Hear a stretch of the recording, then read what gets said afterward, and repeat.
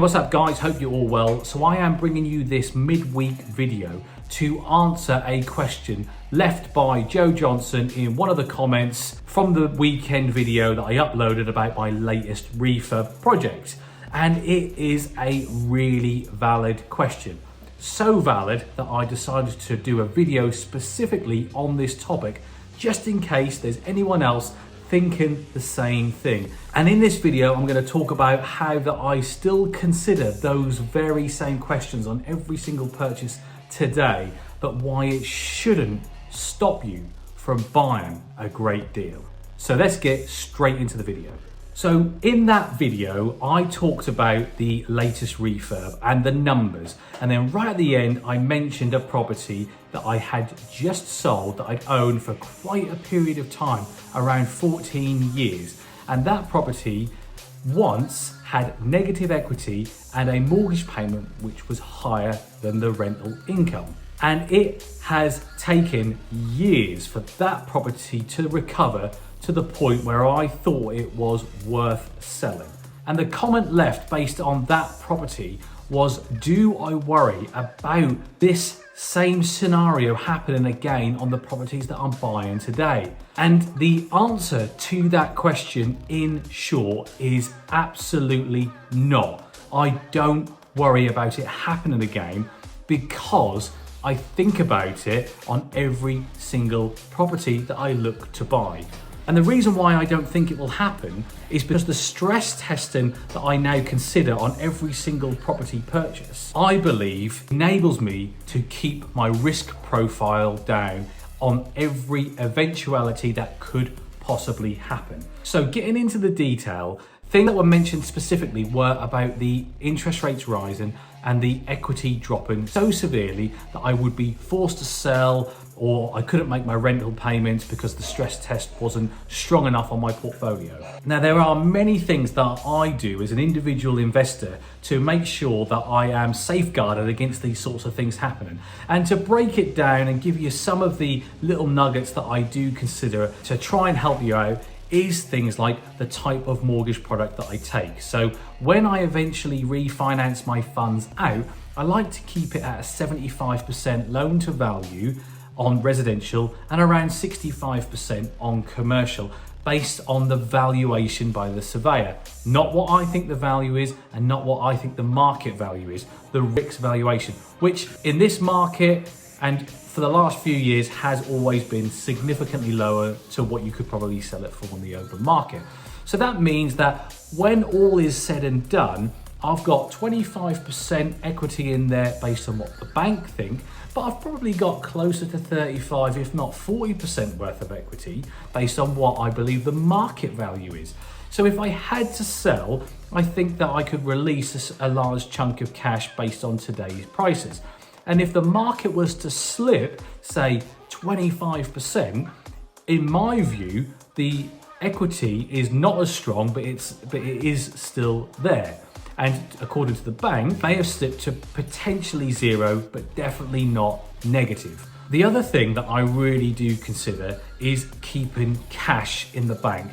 Going through the 2008 crash and being in negative equity and having high interest rates, so high that the mortgage payment was higher than the rental income, meaning that I had to top up the mortgage payment every month just so my tenant could live there, can be a really difficult position, especially when you times that scenario by 50. Remembering back to 2008, I didn't have much cash at all. I had a job and that job was going, and that salary was paying for that tenant to live there. So the problem could exist in today's market. And if you've got more properties, you've got more individual problems, but you have to plan for that eventuality, and you have to keep significant amounts of cash at your disposal for these rainy days. And there's many different possibilities in property. So keeping cash in the bank is absolutely fundamental to de-risking your position based on what you're doing in what market. And the other thing is the diversification of your portfolio. Chucking all your eggs in one basket, whether that be location, type of tenant, or type of property, isn't the smart move. But forget all the little nuggets for a second and all the different little things that you can do to try and protect your position. There's one key rule to ensuring your survival, and that is buy low. If you buy significantly below market value and you can add significant value to the property, it's kind of like double bubble, win-win. You can add significant value to a property that you pay market value for, but your equity exposure is reduced. Whereas if you buy it significantly cheap and add a huge amount of value, you are trading your position into a position of strength, less risk. Let's take the deal I talked about over the weekend. Now that was significantly below market value, and I saw some comments on social media and YouTube saying, oh, well, I wish I could pick up a house for 133,000 with 4 bedrooms. The reality is I bought it for 133,000, but it's probably worth 175.